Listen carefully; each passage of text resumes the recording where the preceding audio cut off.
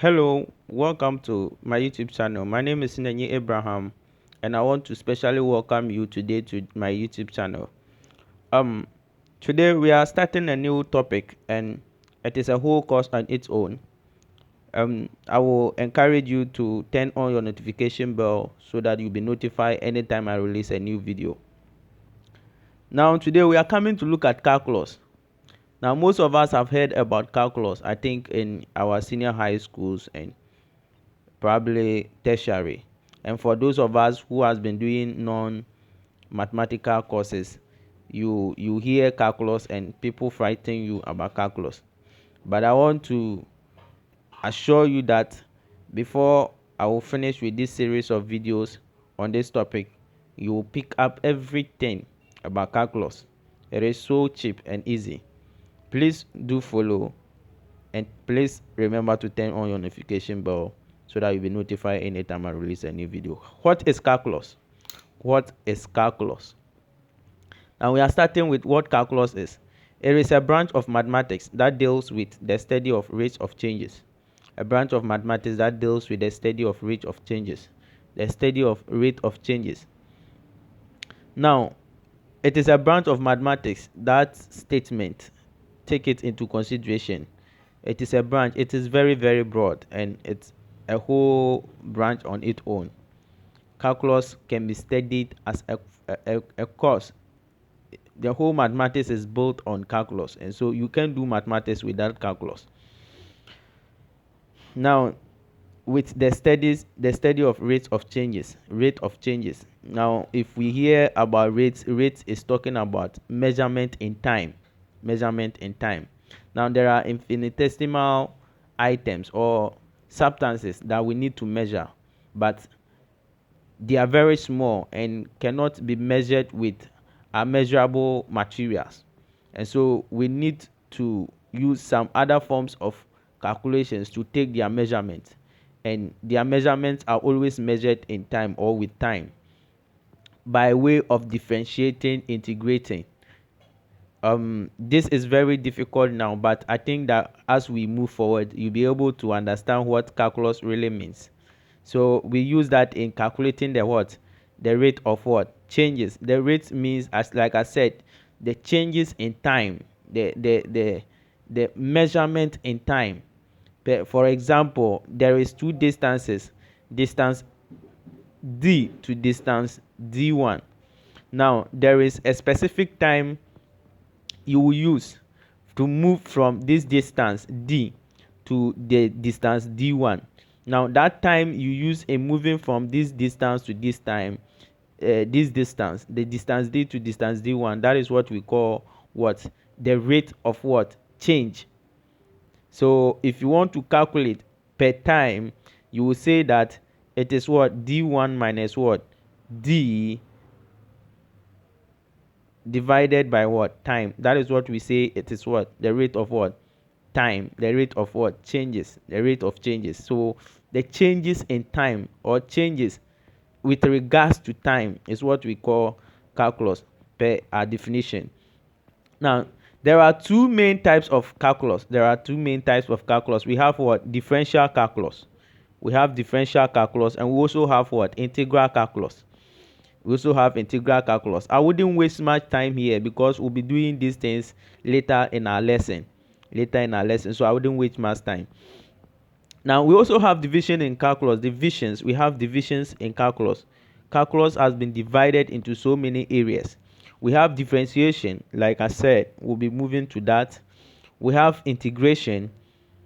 We also have limits. And then we have multivariable calculus.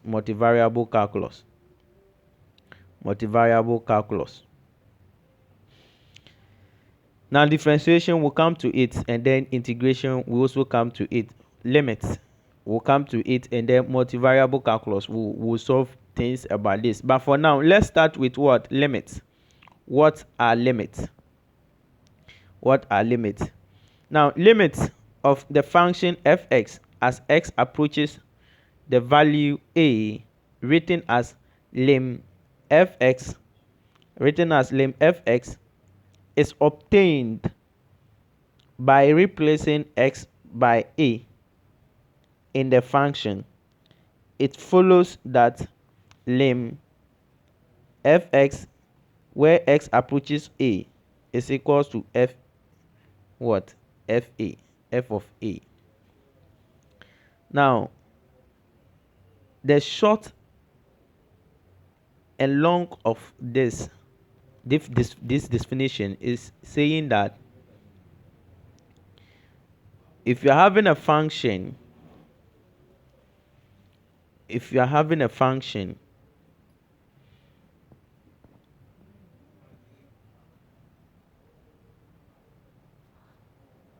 now let's look at this function f of x is equal to a plus x. Now having this function, given this function, and they are saying that limit of fx as x approaches a. Now it's written as now f limit of fx, so you write it lim fx where x is approaching a. This is how you write the statement I've just mentioned. It's written like this. Now what does this x approaches a mean? What does it mean? Now if you have, let's use a number line. If you have a number line, let's say, and on the number line there is, at this point there is what? A. And then there is what? X here. Now the x approaching a is saying that if this x is moving towards a, and it is approaching a, how would this function f of x behave? Now so the behavior of f of x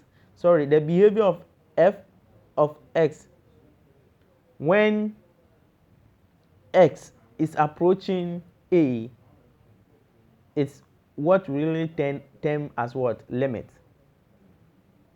So how does f of x behave, this function f of x behave when x is approaching? So that is the meaning of this x approaching a. That is the meaning of x approaching a. Now let's continue. So they are saying that the note here is saying that lim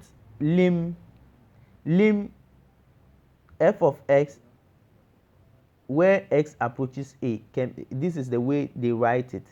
Now so it means that when it is in the function, what you do is that you substitute a directly.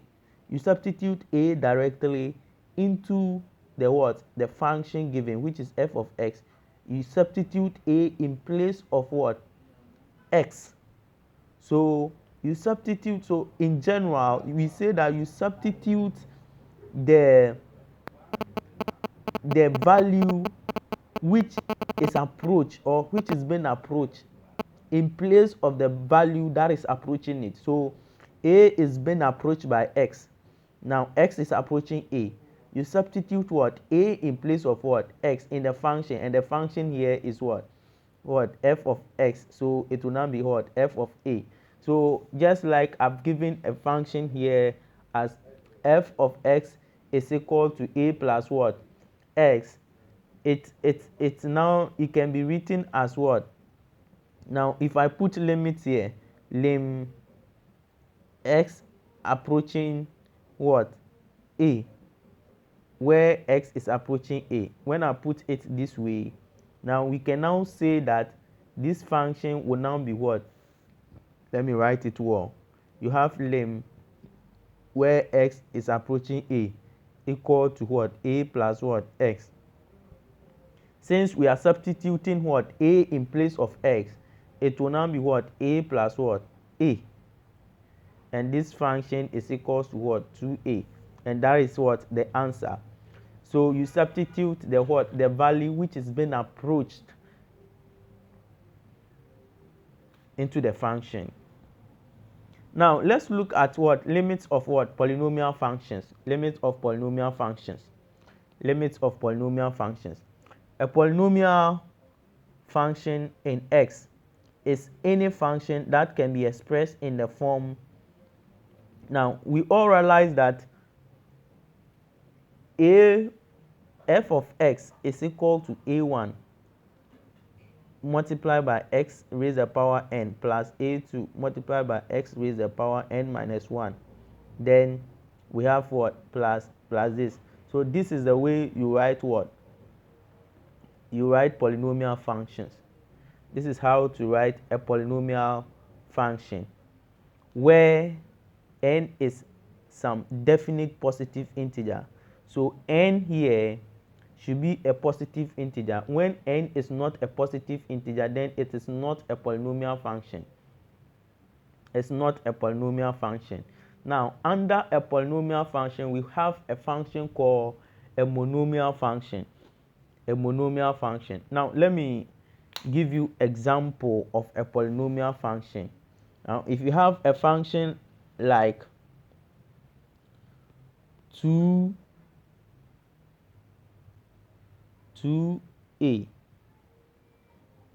f of x is equal to 2a plus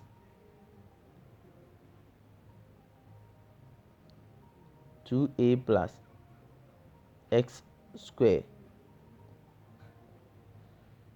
Now this 2a is a constant, it's just a constant. The variable here is x, and then the variable is x here in the function. 2a is constant. Now what is the coefficient of the what? The constant coefficient of the variable x is what? 1. So we call the one here coefficient, and this one is a variable. But because this variable has an index of 2, normally we call it a polynomial. But when we have a function like this, f of x equal to, let's say, x plus 1, then we call this function a monomial function because the index of the variable here is only 1.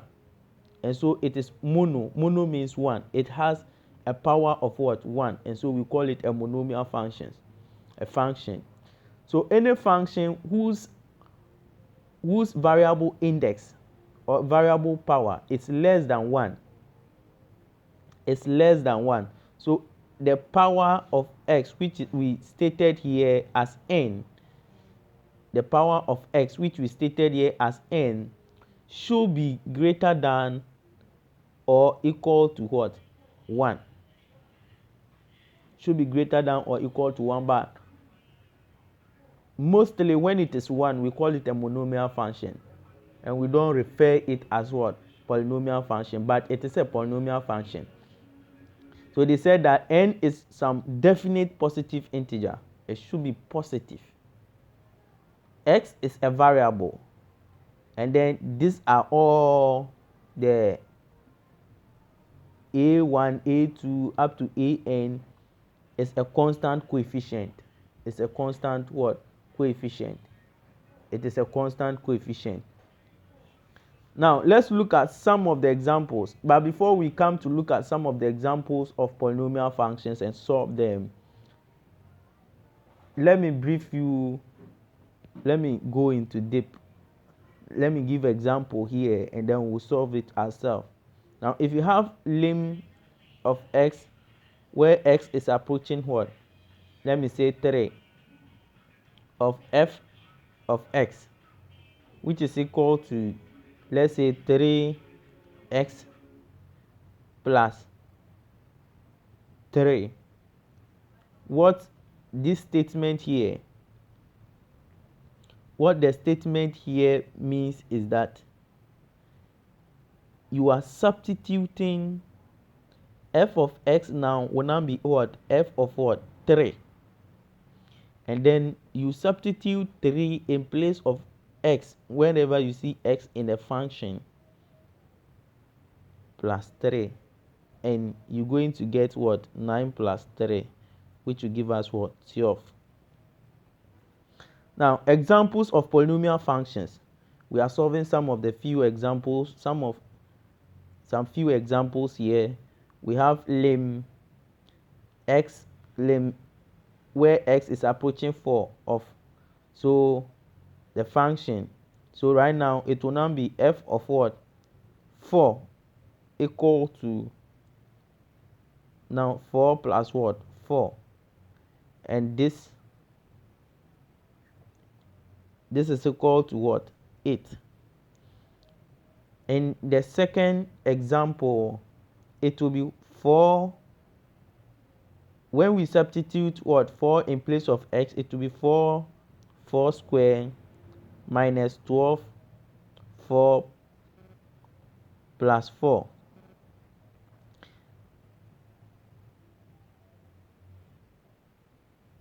This is equal to 20, to give us 20. And let's look at the third example. The third example is 2 minus 2 raised to the power 3 plus 3 minus 2 raised to the power 2 plus 5 times minus 2 plus 6, and this will give us minus 16 plus 8, 4 times 3, 12 minus 10 plus 6. So we are getting minus 8 as our answer. The next example is this, and I'm giving to you as a trial. Please try it. So the answer to the one we are supposed to solve is 9. Please, if you get 9, you are correct. If you get anything apart from 9, you are wrong. So 9 is the answer. Now our next lesson will be limits of rational functions. And please, you don't want to miss this. The name again is Nenye Abraham. Please kindly subscribe to my YouTube channel if you haven't. Thank you.